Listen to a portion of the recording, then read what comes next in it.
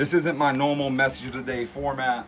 I spent most of my day, to be honest with y'all, looking at social media, watching the conversations online, and a lot of what I've seen today has genuinely bothered me and made me sick.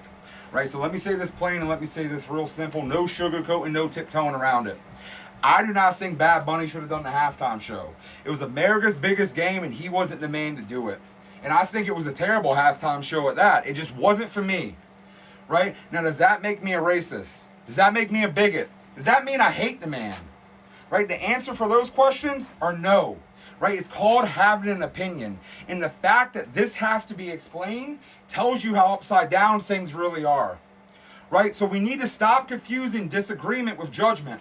Right? Somewhere along the line, disagreement got rebranded as evil. So if you don't clap, you're a problem. If you don't cheer, you're a bigot. And you see, that's not the truth. That is control. Jesus says in Matthew 7:1, judge not that you be not judged. Right? This verse right here doesn't mean to shut up and comply. Right? It means don't take God's seat. Don't assign motives. Don't condemn souls that you don't know. Right? But the same Bible also says in 1 Thessalonians chapter 5, verse 21, but test everything. Hold fast what is good. So let me say this again real quick. Test everything. Right? See, you can test something and say, this ain't good. You can watch something and say, nah, man, this isn't for me. Right? That is discernment, not hatred. Now, let's get real uncomfortable here for a minute. Okay? Both sides are crooked. Right? You can't trust a Republican any more than you can trust a Democrat. Red, blue, whatever it is, they're just costumes. Right? The same people winning either way. Right? We got a president, which I voted for. And instead of transparency, everything uncomfortable gets dismissed as a Democratic hoax. Right? Another way of keeping the eyes off of the real crimes. And the candidate on the other side, equally crooked, equally compromised, equally a part of the same game. Right? And why they keep us fighting over culture, over races, over skin color, over music, over halftime shows, the real dirt stays buried. Right? We're arguing over a performance while the Epstein files exist. Right? Do you know how stupid half of y'all look arguing over this stuff? Let that sink in for a minute. Right? And ask yourself this question. Who benefits from you being distracted?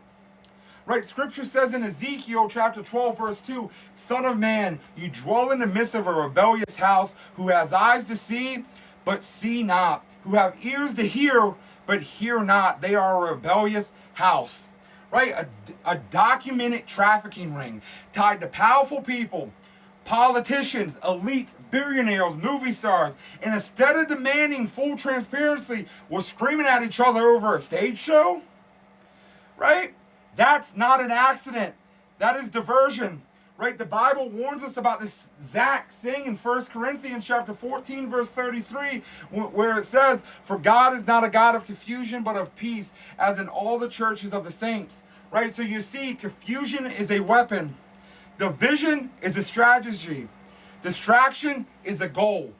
Right? Our timelines are flooded with halftime shows, outrage, right? Flooded with ICE protest clips, flooded with race-baiting narratives, right? But barely a whisper about corruption, barely a whisper about exploitation, barely a whisper about children being raped and molested, right? While the grown, powerful people who did it walk free and stay protected, right? And that is sick.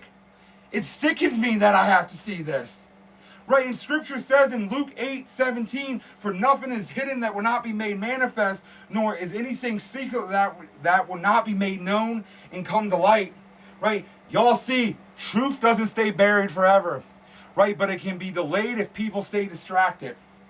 Right, and this is what really seals it. Right, in Isaiah 5:20, it says this, woe to those who call evil good and good evil, who puts darkness for light and light for darkness, who put bitter for sweet and sweet for bitter. Right? We're living that verse right there in real time. Right? Disagreement is being called hate. Discernment is being called racism. And evil hides comfortably behind noise. Right? Miss me with the false labels. Miss me with the outrage machine. Miss me with the pick a side nonsense. right? In Psalms chapter 146 verse 3 says this: "Put not your trust in princes, in the Son of Man, in whom there is no salvation." So I don't trust parties, right? You can't trust a political party. I don't trust narratives. I trust the truth, and the truth doesn't need propaganda to survive, right? I'm not here to hate. I'm not here to play along. I'm here to see clearly. And sinking, real sinking, is not a sin.